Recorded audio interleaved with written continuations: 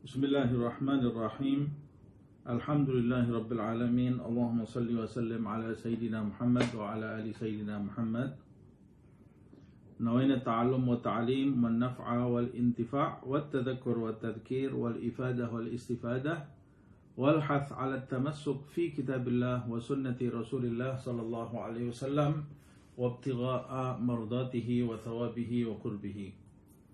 Alhamdulillah.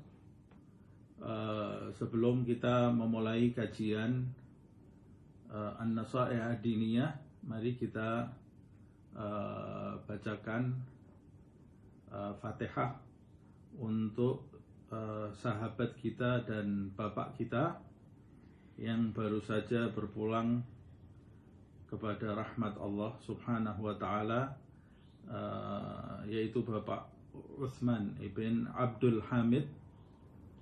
Baru saja meninggal. Semoga Allah Subhanahu wa Ta'ala mengampuni dosa-dosanya, memaafkan segala kesalahannya, dan merahmatinya, juga melapangkan kuburnya, menjadikan kuburnya nanti sebagai penggalan dari surga Allah Subhanahu wa Ta'ala, dan meninggikan derajatnya di sisi Allah, meninggikan derajatnya di surga Allah Subhanahu wa Ta'ala bersama para nabi, para siddiqin, para syuhada, dan para salihin, insyaallah.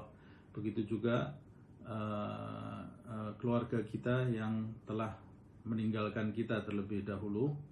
Ya Hannan, Ya Mannan, Ya Man idza su'ila a'ta wa idza stu'ina a'an.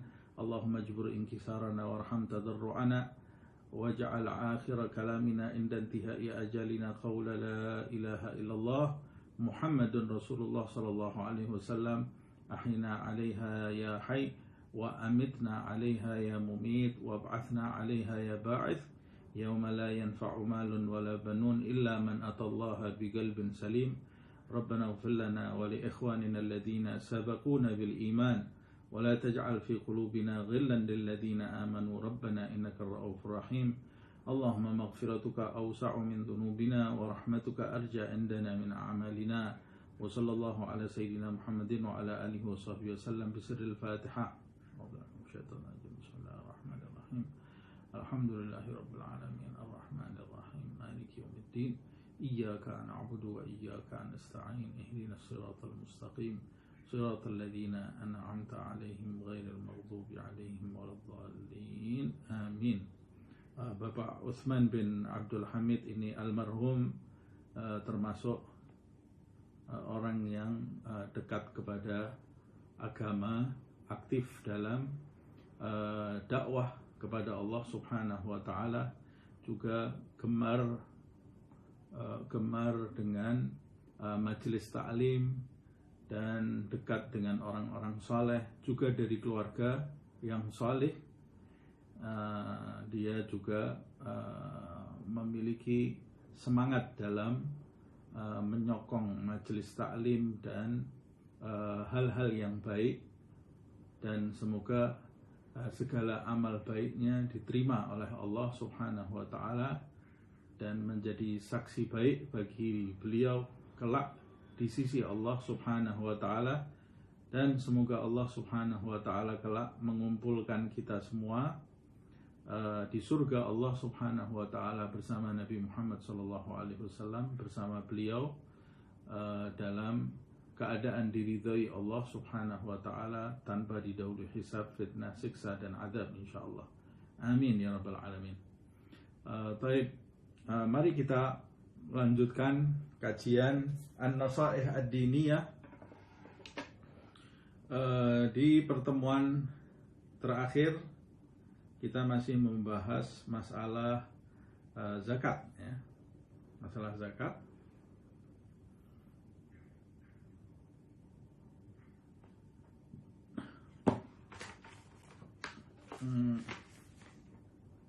Terakhir pembahasan kita mengenai zakat fitrah, bagaimana zakat fitrah itu diwajibkan setiap tahunnya setelah kita menunaikan ibadah puasa selama sebulan, Dan kita sudah bahas di pertemuan yang lalu apa syarat-syarat wajibnya zakat fitrah itu. Kemudian apa yang harus dikeluarkan dari zakat fitrah itu, yaitu makanan pokok dan jumlahnya sekitar 2,5 kilo, yaitu 1 sok atau 4 raupan beras atau makanan pokok lainnya. Kemudian yang perlu kita bahas di sini, kata Al-Imam Abdullah bin Alawi Al-Haddad, wa fi zakatul fitri tadyikun, dan di dalam zakat fitrah itu terdapat aturan-aturan yang memberatkan dalam arti karena zakat fitrah itu diwajibkan kepada orang yang mampu, dan ukuran orang yang mampu di dalam zakat fitrah ini lebih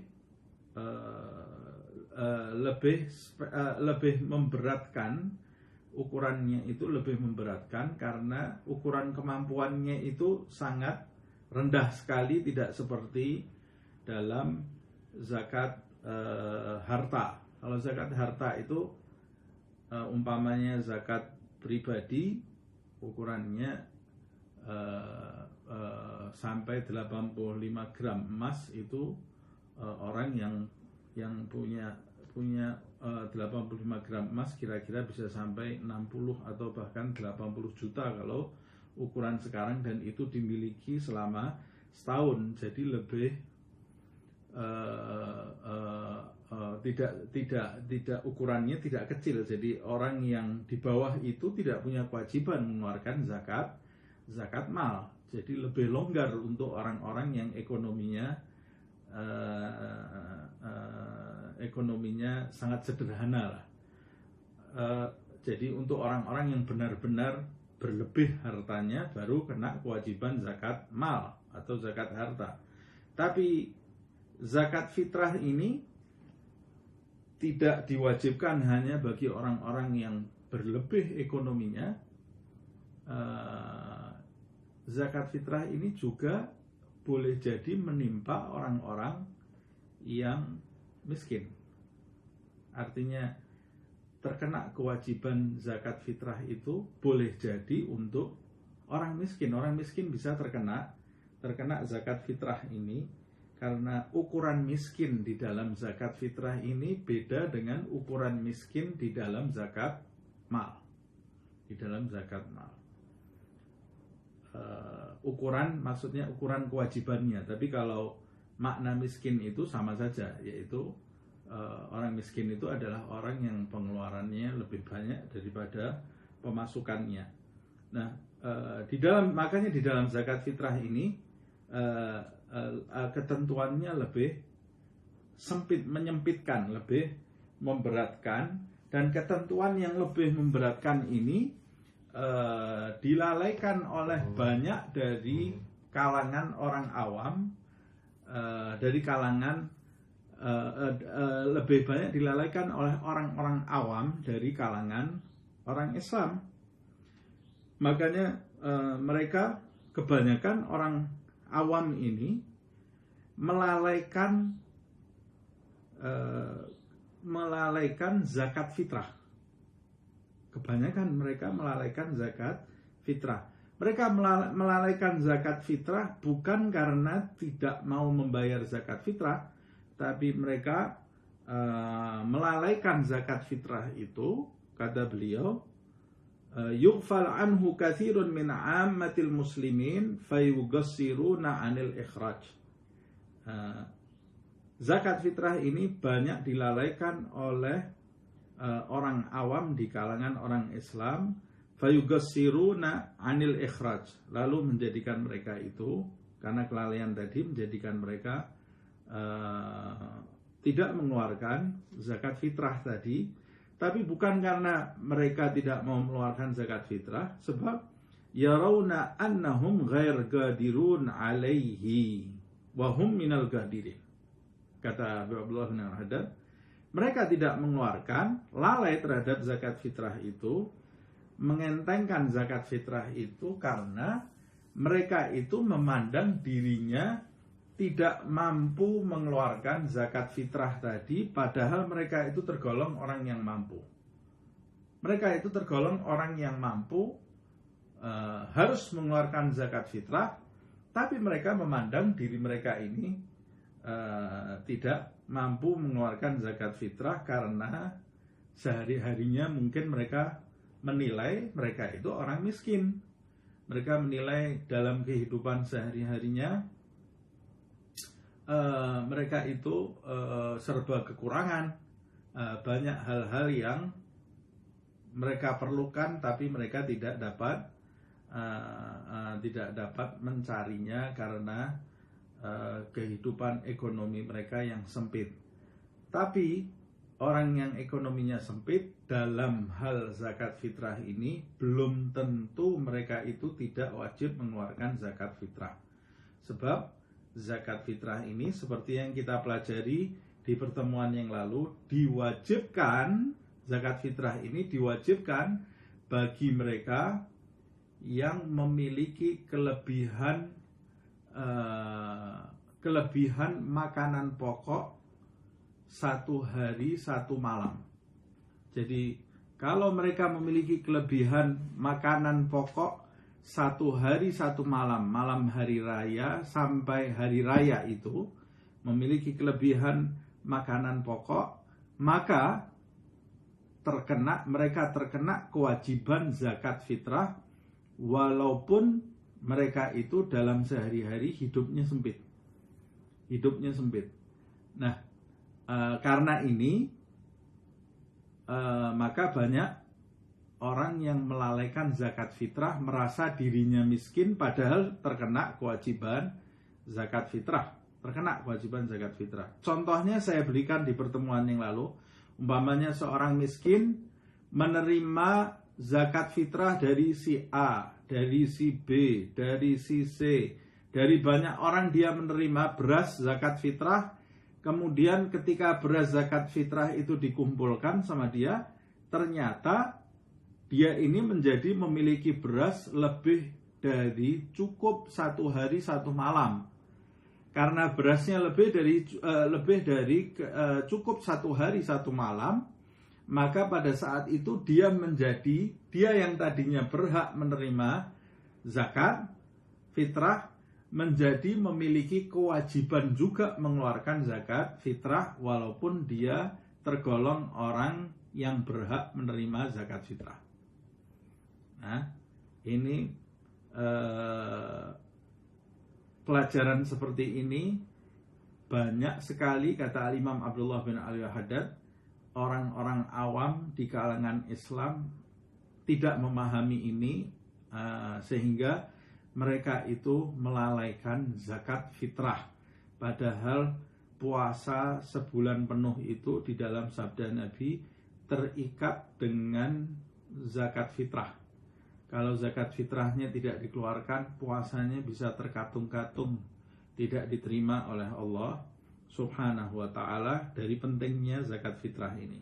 Nah, makanya hendaknya orang itu belajar setiap tahun dia kalau berhak menerima zakat fitrah, kalau ternyata yang dia terima itu lebih dari keperluan satu hari satu malam, maka dia harus menyisihkan beras yang dia miliki atau makanan pokok yang dia miliki tadi untuk zakat fitrah. Nah, maksudnya lebih dari cukup untuk dirinya dan untuk mereka yang wajib dia nafkahi. Kemudian beliau Al-Imam Abdullah bin Al-Haddad mengatakan, qala al-ulama rahimahullah, para ulama rahimahullah, dia mengatakan,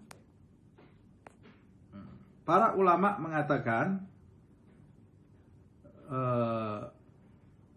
yuba'u minal mata'i fi zakatil fitri ma zada ala quti lailatil id wa yaumiha wa ala ma la budda minhu minal kiswati wal maskani wa nahwihima.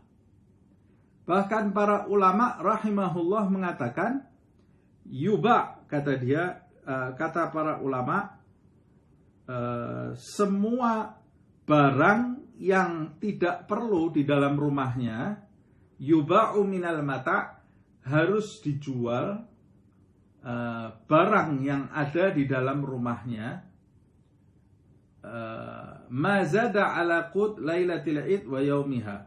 Jadi pendapat ulama ini, semua barang yang tidak perlu di rumahnya itu, kalau dia menganggap dirinya miskin, ternyata di dalam rumahnya ini ada barang-barang lebih yang dia itu tidak memerlukan barang tadi. Nah, kalau barang tersebut bisa dijual, maka dia harus menjual barang tadi, harus dijual barang tadi, selain keperluan beras untuk 1 hari 1 malam ya. Kalau beras 1 hari 1 malam itu tidak usah diutik-utik, sudah tidak usah diutak-atik lagi. Tapi dia punya umpamanya televisinya di rumah ada mungkin 2 televisinya, atau bajunya, dia punya baju lebih dari cukup, tapi dia dalam kehidupan sehari-hari tergolong orang miskin.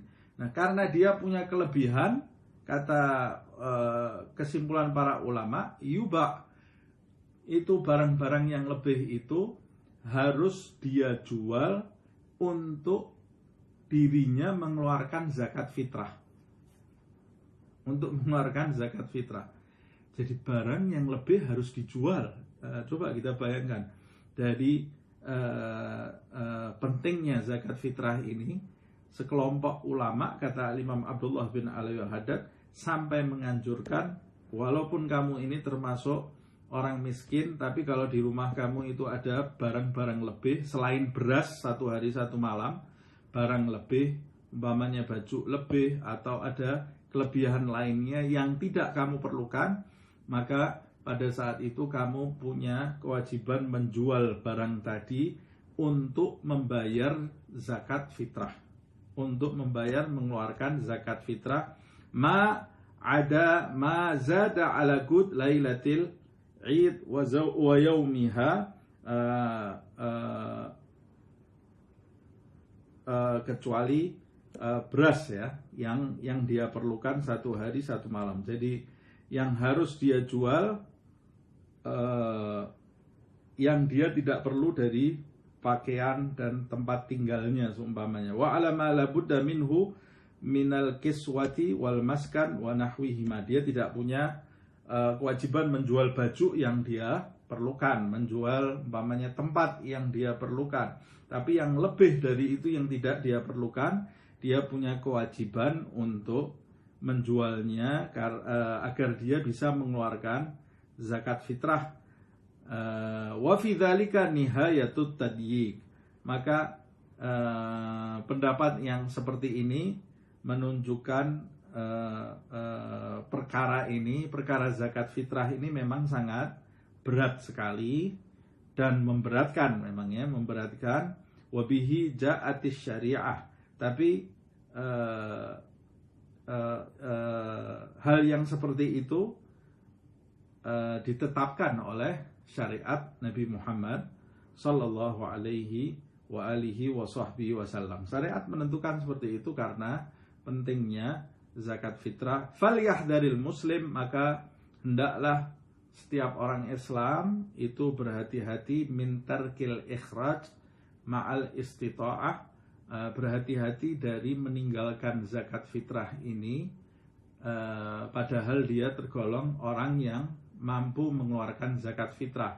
Jadi setiap orang harus kembali meneliti dirinya di saat malam Idul Fitri itu, apakah dia benar-benar termasuk orang yang tidak mampu, atau ternyata dia itu orang mampu, cuma dia tidak paham kalau dirinya mampu.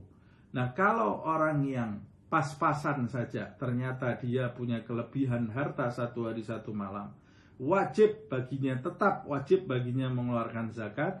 Bagaimana kemudian kalau memang orang ini kehidupan sehari-harinya kehidupan sehari-harinya ini termasuk orang yang kaya raya, maka kewajiban itu lebih tertuju lagi kepada mereka yang sehari-harinya termasuk orang kaya. Jadi perkara zakat ini sangat penting sekali. Zakat fitrah ini makanya kita harus memperhatikan.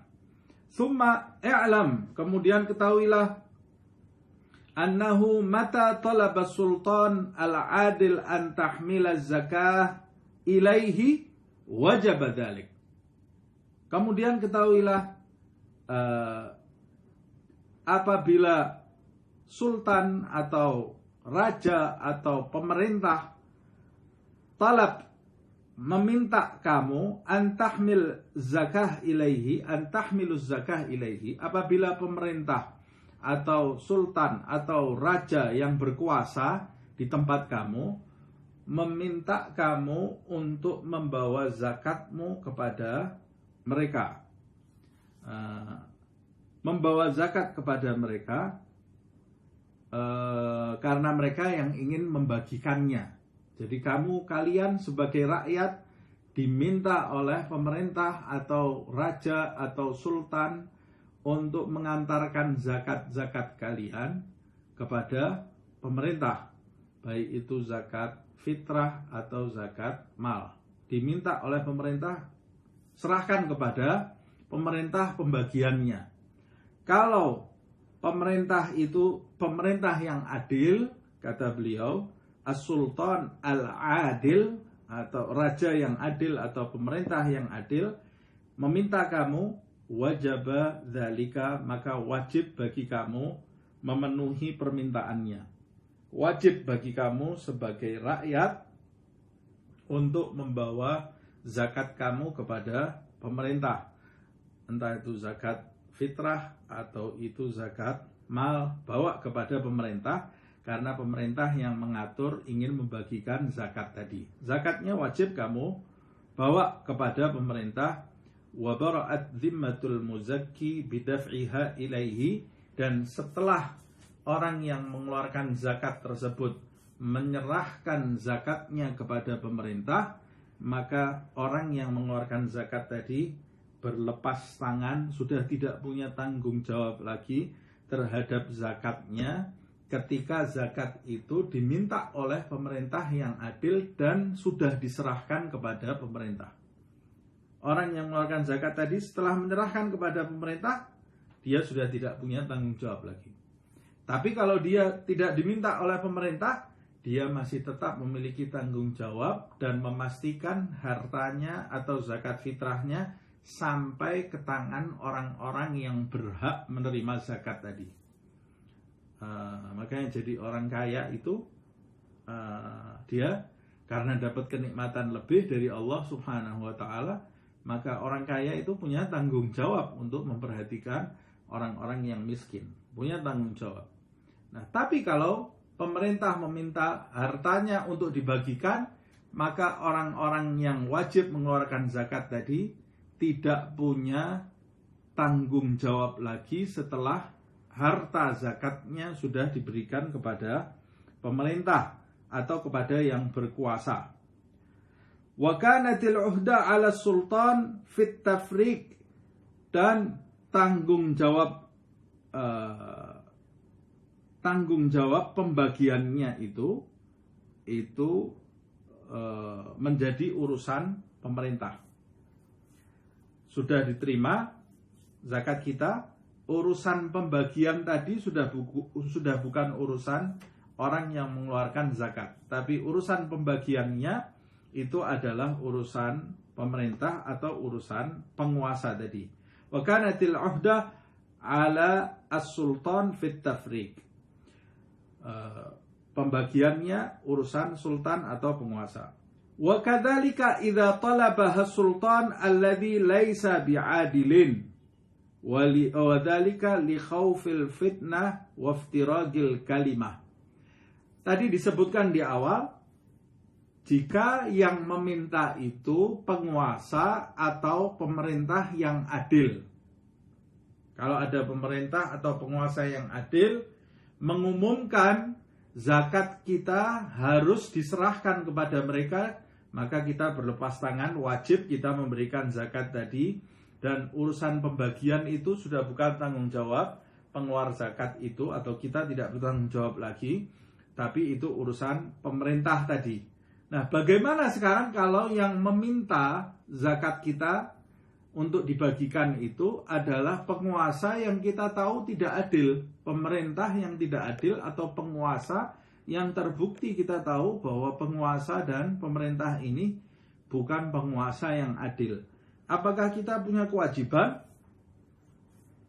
Bolehkah kita menyerahkan zakat kita kepada pemerintah atau penguasa yang tidak adil? Kita tahu penguasa itu tidak adil, bukan katanya, tapi kita tahu bahwa penguasa ini tidak adil. Nah, kata beliau Al-Imam Abdullah bin Al-Haddad, kalau penguasa itu tidak adil, kita juga tetap wajib memberikan zakat kita kepada penguasa yang tidak adil itu, jika kalau kita tidak membagikan, takut li khaufil fitnah, takut akan mendatangkan fitnah, waftiragil kalimah, dan menjadikan perpecahan, terjadinya perpecahan di antara umat atau di antara masyarakat, mendatangkan sesuatu yang buruk. Kalau kita tahu bahwa kalau saya tidak menyerahkan zakat saya ini kepada penguasa yang tidak adil ini akan menimbulkan keburukan, menimbulkan fitnah, atau menyebabkan perpecahan di mana-mana, maka saya tetap menjadi wajib memberikan zakat saya itu kepada sang penguasa tadi yang tidak adil. Nah, urusannya, thumma in farraga zakah 'ala alladziina katabahallahu lahum wa hum al-mawjudun minal asnaf ats-tsamaniyah. Dan nantinya apabila penguasa tersebut membagikan zakatnya kepada orang-orang yang telah ditetapkan oleh Allah Subhanahu wa ta'ala berhak menerima zakat, yaitu yang hum al-mawjudun minal asnafits tsamaniyah, mereka itu adalah orang-orang yang tergolong 8 kelompok, asabahullahu thawaban aziman, lahum wa humul mawjudun minal asnafits tsamaniyah, yaitu termasuk 8 kelompok yang ada, disebutkan itu di dalam ayat suci Al-Quran. Kalau pemerintah itu memberikan, penguasa itu memberikan kepada 8 kelompok orang yang dinyatakan oleh Allah berhak menerima zakat, maka Allah Subhanahu wa ta'ala atsabahullahu thawaban aziman, maka Allah Subhanahu wa ta'ala akan memberikan kepada penguasa tersebut atau pemerintah tersebut thawaban aziman, pahala yang sangat agung, karena dia mengorbankan waktunya, mengorbankan tanggung jawabnya untuk menyalurkan zakat rakyat. Ini bukan masalah yang gampang dan bukan tanggung jawab yang kecil. Nah, kalau dia benar-benar menyalurkan kepada orang-orang yang berhak menerima zakat, baik itu pemerintah yang adil atau pemerintah yang tidak adil, tapi ketika masalah zakat, dia menyalurkannya betul kepada orang-orang yang berhak menerima zakat, maka Allah Subhanahu wa ta'ala akan memberikan kepada penguasa tadi atau pemerintah tadi thawaban aziman, pahala yang sangat besar. Wa athaba ahluz zakati kadzalik, begitu pula tentunya orang-orang yang mengeluarkan zakat tadi, si pengeluar zakat tadi tentunya juga mendapat pahala yang besar dari Allah Subhanahu wa ta'ala, walaupun dia tidak ikut membagikan, hanya menyerahkan kepada pemerintah. Yang mengeluarkan zakat juga mendapat pahala dari Allah Subhanahu wa ta'ala. Tapi wa in farragaha ala ghairi man amarallahu bitafrigiz zakah alaihim. Tapi kalau pemerintah atau penguasa itu tidak membagikan zakatnya atau membagikan zakatnya kepada selain yang diperintahkan oleh Allah Subhanahu wa taala, yaitu selain orang-orang yang berhak menerima zakat, wahum al-madhkuruna fi qawlihi ta'ala. Siapa orang-orang yang berhak menerima zakat itu? Yaitu mereka yang disebut di dalam firman Allah Subhanahu wa ta'ala di dalam Al-Quranul Karim, innamas sadaqat lil fuqara wal masakin, sampai akhir ayat. Sesungguhnya harta zakat itu untuk orang-orang fakir, orang-orang miskin, dan ada 8 golongan yang sudah kita bahas yang berhak menerima zakat disebutkan di dalam ayat. Kalau pemerintah itu, baik itu pemerintah adil, penguasa adil, atau penguasa yang tidak adil, tidak membagikan zakatnya kepada orang-orang yang berhak menerima zakat yang disebut di dalam Al-Quran, faqad athima ithman aziman wa zalam zulman fahishan. Maka mereka telah berbuat dosa yang sangat besar dan melakukan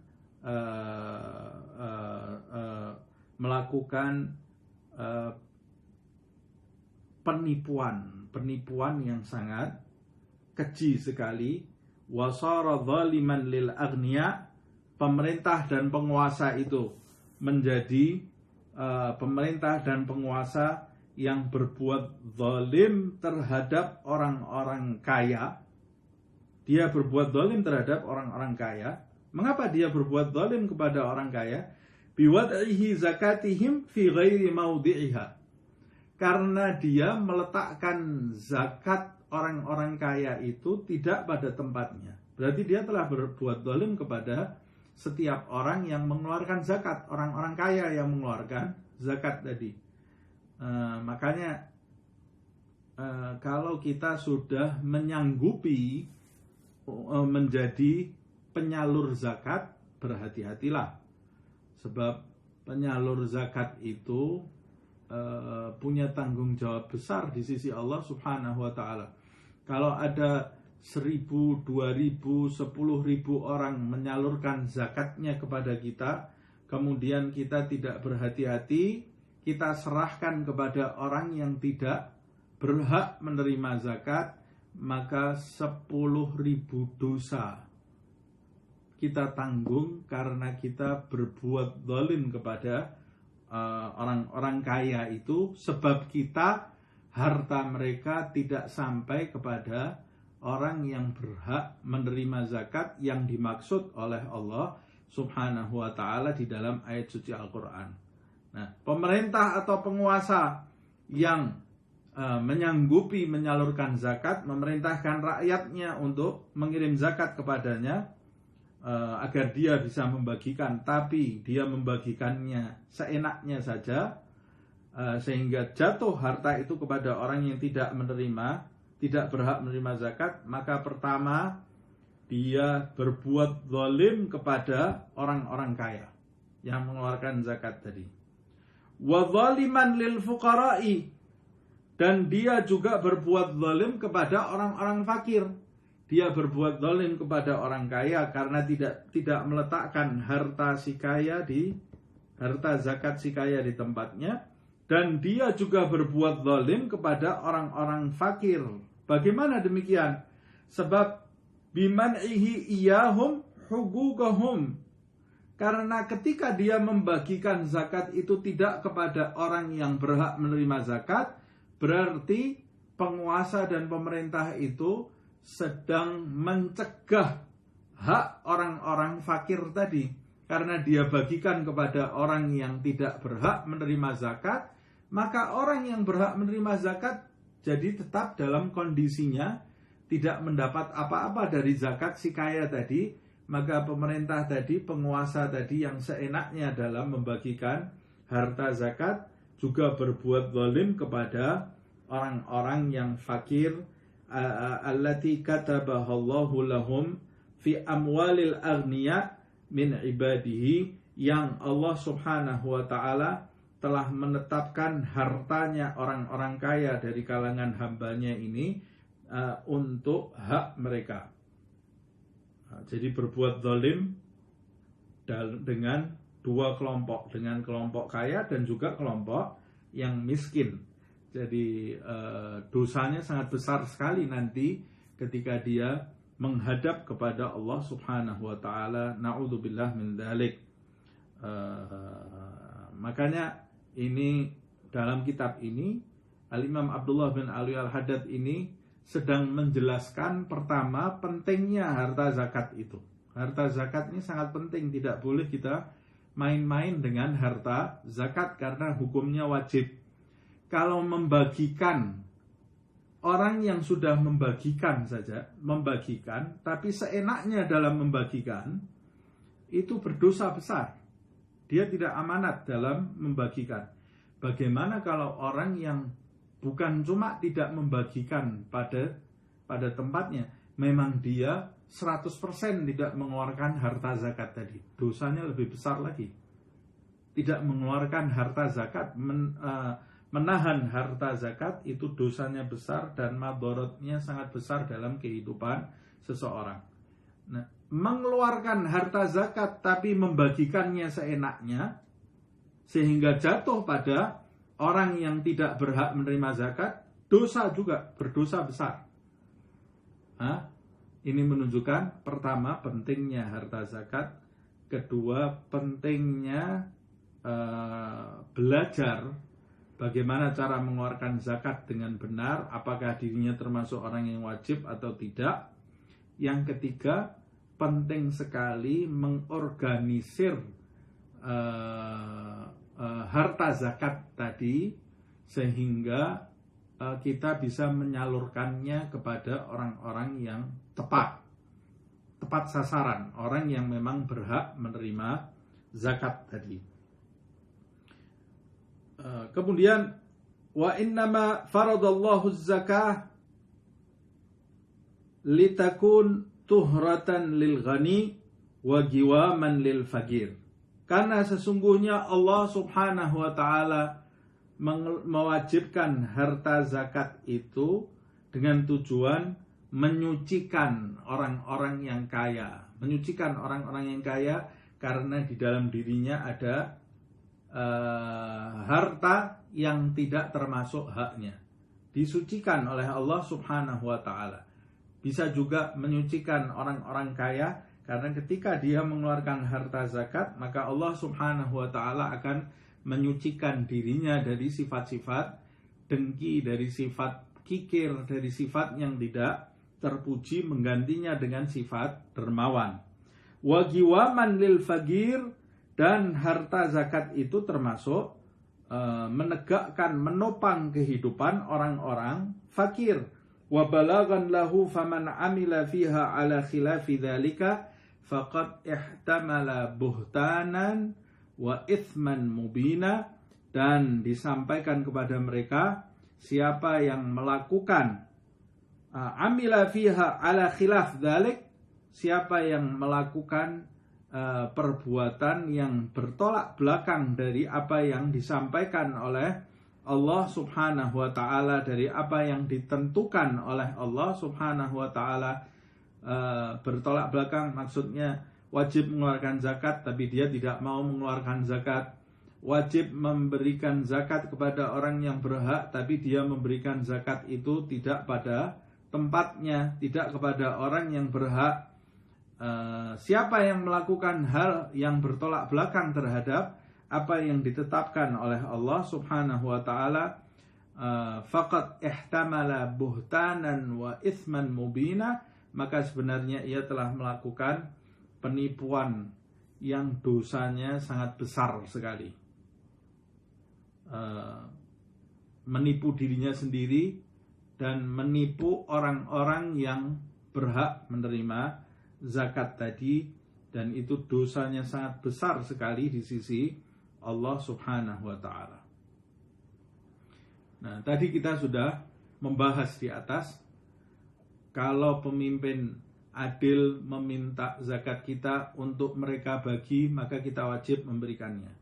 Kalau pemimpin atau penguasa tidak adil meminta zakat kita untuk mereka bagi, maka kita punya kewajiban juga menyerahkan harta kita untuk dibagi, jika kita takut kalau tidak memberikan itu akan tercetus fitnah atau perpecahan di antara masyarakat. Nah, kemudian selanjutnya, wa idza akhadha zakata as-sultanu adh-dhalimu wa wada'aha fi ghairi mawdi'iha wa samihat nafsul muzakki bitafrigi zakat thaniyah 'alal mustahiqin kana ahwat lahu wa afdal wa laisa dzalika biwajibin. Apabila penguasa yang zalim atau penguasa yang tidak adil mengambil zakat dari tangan orang-orang kaya yang wajib mengeluarkan zakat, wa wada'aha fi ghairi mawdi'iha, lalu dia meletakkan harta zakat itu dibayarkan atau diserahkan kepada orang-orang yang tidak wajib menerima zakat. Orang yang mengeluarkan zakat tahu, oh ini ternyata zakat saya ini tidak diserahkan kepada penguasa yang zalim ini, kepada orang-orang yang berhak menerima zakat. Wasamihat nafsul muzakki bitafriki zakat thaniyah. Lalu orang kaya tadi memiliki inisiatif mau mengeluarkan lagi zakat. Kalau tadi zakat yang pertama yang sudah dia serahkan kepada pemimpin yang tidak adil tadi, dia tidak mau menyerahkan karena takut fitnah atau takut terjadinya kesalahpahaman atau takut terjadinya perpecahan. Jadi tidak mau dia serahkan, dan ternyata dibagikan kepada orang yang tidak berhak. Lalu dia berinisiatif, saya mau mengeluarkan zakat lagi sendiri. Karena pemerintah yang zalim itu sudah mengambil zakatnya dia, saya mau mengeluarkan lagi zakat tanpa sepengetahuan pemerintah atau penguasa yang zalim itu. Bitafrik zakat thaniyah, zakat, dia keluarkan zakat yang berikutnya, agar dia bisa membagikan sendiri kepada alal mustahiqin, kepada orang-orang yang berhak menerima zakat, kana ahwat lahu wa afdal. Maka pada saat dia mengeluarkan zakat yang kedua, dia tahu nih pemimpin yang tidak adil atau yang zalim, ya sudah, mau tidak mau dia serahkan, lalu dia mengeluarkan zakat lagi dengan dirinya sendiri. Inisiatif dirinya sendiri dia membagi, kana ahwat, kata Al-Imam Abdullah bin Al-Haddad, maka ini termasuk perbuatan yang hati-hati. Wa afdal, lebih baik bagi dia, lebih utama dan lebih berhati-hati. Nah, sama seperti itu. Umpamanya zakat fitrah. Zakat fitrah itu kadang-kadang di kampung ada masjid. Kita termasuk jamaah masjid tadi. Lalu pengurus masjid tadi datang biasanya ke rumah-rumah tanpa ditunjuk sebetulnya. Dia menunjuk diri mereka sendiri menjadi amil. Kemudian datang ke rumah-rumah yang ada di kampung itu meminta zakat untuk dibagi. Ketika kita mengeluarkan zakat fitrah, kita tahu ini orang-orang yang di masjid ini, dia tidak memiliki ilmu umpamanya tentang pembagian zakat. Kalau saya serahkan zakat fitrah ini kepada amil yang ada di masjid, umpamanya, kemudian saya tahu bahwa amil ini tidak punya ilmu dalam membagikan zakat, atau hati saya tidak mantap waktu memberikan beras saya ini kepada orang-orang yang di masjid tadi ini. Tapi kalau saya tidak memberikan, nanti takut ada kesalahpahaman umpamanya. Karena kita sama-sama tinggal di kampung, nanti ada kesalahpahaman, maka timbul sesuatu yang tidak menyenangkan umpamanya. Ya sudah, berarti saya serahkan beras saya kepada amil tadi, kemudian saya mengeluarkan beras lagi dengan diri saya, mengeluarkan beras lagi, dan inisiatif saya bagi itu lebih baik dan lebih utama. Tapi kalau ini bukan amil yang bisa kita tolak, kalau ini adalah penguasa tidak bisa kita tolak. Kalau dia minta, ya mau tidak mau kita berikan. Tapi kalau kita merasa dia tidak membagikannya kepada orang yang berhak, kemudian kita berinisiatif mau mengeluarkan lagi zakat, maka kata Imam Abdullah bin Ali al-Haddad, ahwat lahu wa afdal, maka perbuatan kita itu lebih berhati-hati dan lebih utama lagi. Walaisa dzalika biwajibin. Dalam hal ini tidak wajib kita mengeluarkan harta zakat lagi, sebab sebetulnya ketika penguasa meminta kemudian kita memberikan, seperti di awal beliau Al-Imam Abdullah bin Al-Haddad mengatakan bara'at dhimmatul muzakki bidaf'iha ilaihi. Bara'at dhimmatul muzakki bidaf'iha ilaihi. Kalau pemimpin penguasa meminta harta zakat kita untuk dibagi, baik penguasa yang adil atau tidak adil, kita takut fitnah, maka setelah kita menyerahkan harta zakat kita kepada penguasa atau pemimpin yang adil atau tidak adil tadi, bara'at, maka kita berlepas tangan. Urusan membagi itu tanggung jawabnya pemimpin atau penguasa tadi. Tapi kalau kita mau mengeluarkan sendiri, itu lebih bagus dan lebih berhati-hati. Namun perbuatan itu tidak termasuk perbuatan wajib. Nah, kalau yang pengurus masjid tadi itu seharusnya kalau kita tolak, kita tidak punya kewajiban memberikan harta zakat kita kepada pengurus masjid.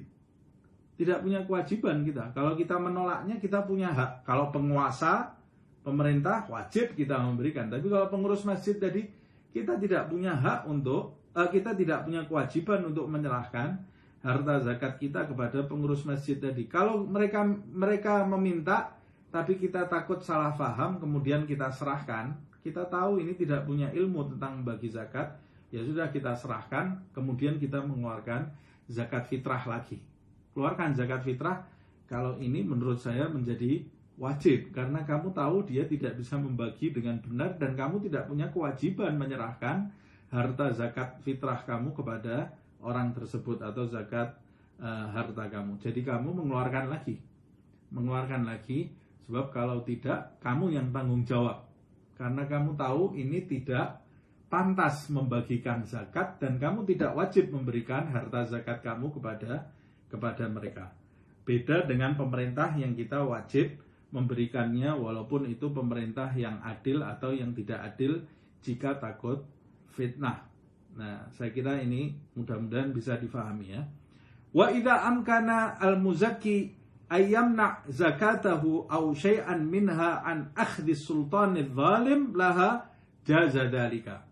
Dan jika pengeluar zakat ini memiliki kesempatan atau kekuatan untuk mencegah harta zakatnya atau sebagian dari harta zakatnya dari penguasa yang zalim yang mau membagikan, jaza dzalika, maka diperbolehkan jika tidak takut fitnah tadi ya.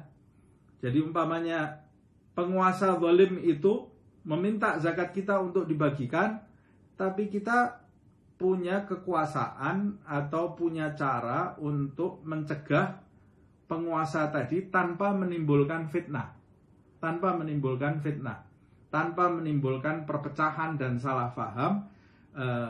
Kita punya cara, bagaimana caranya pemimpin tersebut tidak mengeluarkan harta zakat kita, karena kita tahu dia ini pemimpin yang tidak adil, maka boleh bagi saya untuk mencegah harta saya jika saya punya cara yang tidak menimbulkan fitnah dan tidak menimbulkan perpecahan. Maka boleh bagi saya untuk mencegah harta zakat saya diambil pemimpin yang zalim atau walaupun sebagian dari harta zakat saya. Walakin bisyarat, Tapi syaratnya, cara yang kamu gunakan itu la tatarattab 'alal mana' fitnah wal maksiatin lillah. Cara yang kau gunakan itu dalam mencegah fitnah dan la tatarattab 'alal mana' fitnah wala maksiyah min kadzibin sharihin. Cara yang kamu cegah, yang kamu lakukan tadi untuk menolak pemimpin yang zalim tadi agar tidak menimbulkan fitnah dan maksiat tadi harus dengan cara yang tidak dicampuri dusta. Dusta secara terang-terangan. Kalau kamu punya cara untuk mencegah tadi, tetapi caranya harus dengan berdusta, maka kamu tidak boleh melakukan cara tersebut. Atau caranya bisa menimbulkan fitnah, kamu tidak boleh melakukan cara tersebut. Caranya dengan bermaksiat kepada Allah Subhanahu wa ta'ala, maka kamu tidak boleh melakukan cara tersebut. Atau caranya dengan melakukan maksiat itu seperti berdusta tadi secara nyata, kamu tidak boleh melakukan cara tersebut. Tetap harus memberikan harta zakat kamu kepada penguasa. Atau kamu dengan bersumpah palsu, maka kamu tidak boleh mengambil atau menahan zakat kamu. Tetap kamu harus berikan kepada pemerintah walaupun zalim au nahwi dzalika, atau cara yang semacam itu yang tidak baik, bermaksiat kepada Allah Subhanahu wa taala. Jadi boleh, saya ulangi sedikit supaya paham, boleh saya mencegah harta saya untuk diambil oleh penguasa yang tidak adil, karena penguasa tidak adil ini berasumsi akan membagikan harta zakat saya, tapi saya tahu ini pemimpin yang tidak adil. Saya boleh tidak memberikannya atau tidak memberikan sebagian dari harta zakat saya kepada pemimpin yang zalim itu dengan syarat cara saya tadi tidak menimbulkan fitnah dan cara tersebut bukan dengan cara bermaksiat kepada Allah. Contohnya bermaksiat kepada Allah seperti berdusta secara nyata, atau dengan sumpah palsu, atau dengan hal-hal yang semacam itu yang termasuk maksiat kepada Allah Subhanahu wa ta'ala. Nah, ketika saya menahan itu, yakunu niyatuhu, hendaklah niatnya ketika mencegah hartanya dari diambil atau dibagikan oleh sultan yang tidak adil itu, hendaklah niatnya wa yakunu niyatuhu fil man'i takhlisis sultan minal ithim. Niatnya bagaimana? Niatnya saya tidak memberikan harta zakat saya ini kepada sultan atau penguasa yang tidak adil itu untuk dibagikan. Niat saya agar saya menyudahi dosa-dosa pada diri sultan tadi. Saya membantu sultan tadi, menyelamatkan sultan itu, menyelamatkan penguasa yang tidak adil itu dari perbuatan dosa, membagikan zakat tidak pada tempatnya. Saya mau menyelamatkan, maka saya cegah harta saya ini untuk dibagi oleh penguasa tersebut. Kalau saya berikan, nanti dia berdosa. Dia terkena dosa dari Allah Subhanahu wa taala. Makanya saya berusaha mencegahnya supaya membebaskan penguasa tersebut dari perbuatan dosa membagikan harta zakat tidak pada tempatnya. Alladzi yakunu alaihi fi wad'i zakat fi ghairi mawdi'iha, yaitu perbuatan dosa membagikan harta zakat tidak pada orang-orang yang berhak. Wa i'anatul fuqara, ini termasuk niat berikutnya. Dan saya tidak memberikan zakat saya ini kepada sultan yang tidak adil ini untuk membagikannya. Saya tidak menyerahkannya dengan niat pula untuk menolong orang-orang fakir. Bagaimana menolong orang-orang fakir? Ya, kalau saya tidak menyerahkan kepada pemimpin yang tidak adil, saya membaginya sendiri. Saya tahu persis orang-orang yang berhak menerima zakat, maka saya telah menolong. Saya punya niat menolong orang fakir ala iqamati dinihim bi'i'ta'ihim ma faradallahu lahum alaihi fi malihi, yaitu dengan cara menegakkan agama orang-orang fakir ini dengan cara memberikan apa-apa yang difardukan oleh Allah Subhanahu wa Ta'ala kepada orang-orang kaya yang termasuk hak orang-orang miskin ini. Dengan cara itu maka saya telah berbuat baik ketika saya mencegah harta saya untuk dibagikan oleh pemimpin yang tidak adil ini. Maka saya pada saat itu tidak taat kepada pemimpin tadi, saya bagikan sendiri, tentunya dengan cara seperti yang disebutkan tadi. Pemimpin itu kemudian menyepakati karena saya bisa menolaknya dengan cara yang tidak menimbulkan fitnah, tidak menimbulkan perpecahan, dan dengan cara yang tidak bermaksiat kepada Allah, seperti tidak berdusta secara terang-terangan atau tidak bersumpah palsu. Maka saya telah berbuat baik. Saya telah berbuat baik. Tapi kalau saya tidak menyerahkannya, saya tetap bersikeras tidak menyerahkannya, dan itu bisa menimbulkan perpecahan, bisa menimbulkan fitnah, atau saya melakukannya dengan mengelabui penguasa yang walaupun tidak adil itu, saya kelabuhi dengan perbuatan dusta dan sumpah palsu saya, maka saya terkena dosa dari Allah Subhanahu wa Ta'ala. Saya telah berbuat dosa, tidak diperbolehkan. Nah, ini cara-cara ini harus difahami. Saya kira sampai di sini kesimpulan yang bisa kita petik dari pelajaran kita di malam hari ini. Pertama, orang yang wajib mengeluarkan zakat fitrah adalah orang yang memiliki kelebihan makanan pokok 1 hari 1 malam di malam hari raya dan hari raya, dan kelebihan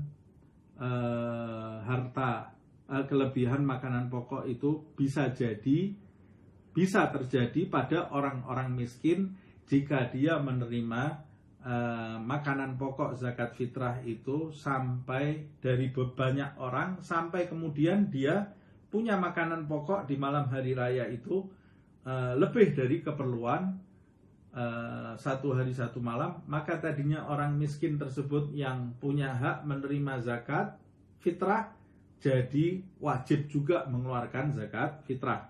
Ini banyak sekali yang tidak memahami.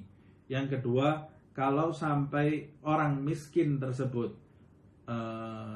punya makan 1 hari 1 malam, makanannya cukup untuk 1 hari 1 malam, dan dia tidak punya kelebihan beras, tapi di rumahnya ada barang-barang yang nganggur, tidak diperlukan, dan barang itu berharga, bisa dijual.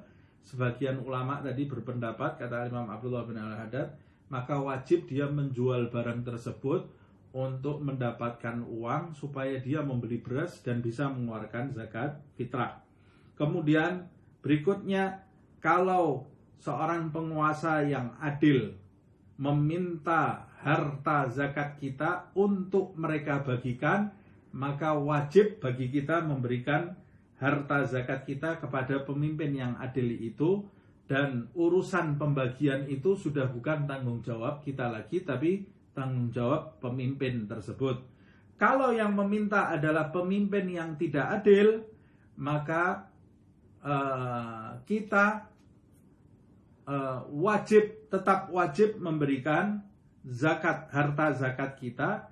Jika kita menolak, bisa menimbulkan fitnah atau menimbulkan perpecahan di dalam masyarakat, bisa menimbulkan madarat. Maka wajib kita tetap memberikan, walaupun kita tahu itu pemimpin yang tidak adil atau pemimpin yang zalim. Urusan pembagiannya, tanggung jawabnya juga urusan penguasa atau pemimpin tadi. Tapi kalau kita memiliki cara untuk menolaknya,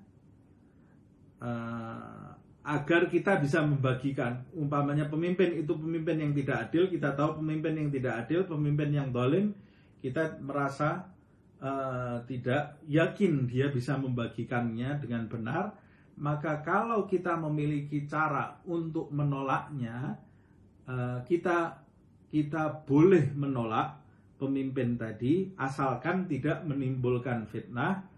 Dan yang kedua, cara menolaknya tidak dengan cara bermaksiat kepada Allah Subhanahu wa ta'ala. Kalau cara menolaknya dengan cara bermaksiat seperti berdusta secara terang-terangan atau bersumpah palsu, maka kita tetap tidak boleh menolaknya, tetap harus menyerahkannya, dan menolaknya dengan cara itu mendatangkan dosa bagi kita. Dan ketika kita bisa menolaknya untuk mengeluarkan zakat itu sendiri, kita menolak pemimpin yang tidak adil itu dan tidak menimbulkan fitnah. Ketika kita menolaknya, kita diharuskan atau dianjurkan memiliki niat menolaknya itu untuk menjaga penguasa atau pemimpin yang tidak adil itu dari perbuatan dosa membagikan kepada orang, membagikan zakat kepada mereka yang tidak menerima zakatnya, dan kemudian niat pula untuk menolong orang-orang fakir, orang-orang yang miskin, karena kalau kita membagikannya dengan benar, maka kita bisa menolong mereka untuk mendirikan agama mereka di dalam kehidupan mereka, sebab hak mereka ini sudah kita berikan di tempatnya. Itulah kesimpulan yang bisa kita tarik dari pelajaran ini. Mungkin nanti kalau ada yang tidak paham bisa mengulang lagi rekaman ini, dan alangkah baiknya kalau menyimak kajian An-Nasaih Ad-Diniyah ini kita memilih dengan memegang kitabnya ya, memegang kitab An-Nasaih Diniyah, maka akan sangat bermanfaat. Atau kalau tidak punya kitabnya, bisa mengulang lagi karena videonya nanti tidak hilang, bisa dilihat lagi, sediakan pensil, sediakan buku tulis, kemudian dicatat, maka dengan begitu ilmu kita akan bertambah dan kita termasuk penuntut ilmu yang disebut di dalam hadis Rasulullah SAW, man salaka tariqan yaltamisu fihi ilman sahhalallahu lahu tariqan ilal jannah. Siapa yang menempuh jalan menuntut ilmu di dalam kehidupannya, maka Allah Subhanahu wa taala akan memudahkan baginya jalan menuju surga. Wabillahit taufiq, dan taufik itu hanya dari Allah Subhanahu wa taala.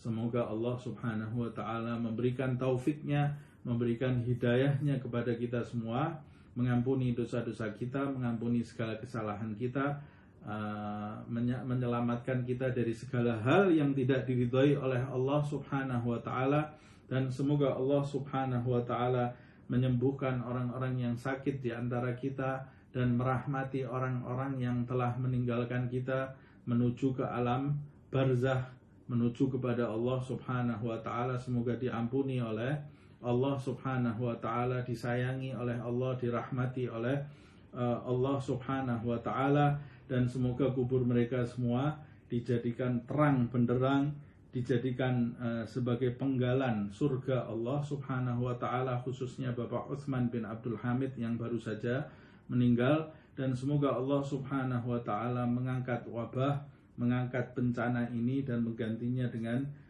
hal-hal yang damai, hal-hal yang sejuk, baldatun thayyibatun wa rabbun ghafur, dan menjaga orang-orang yang masih hidup di antara kita, menyembuhkan yang sakit di antara kita lahir dan batin.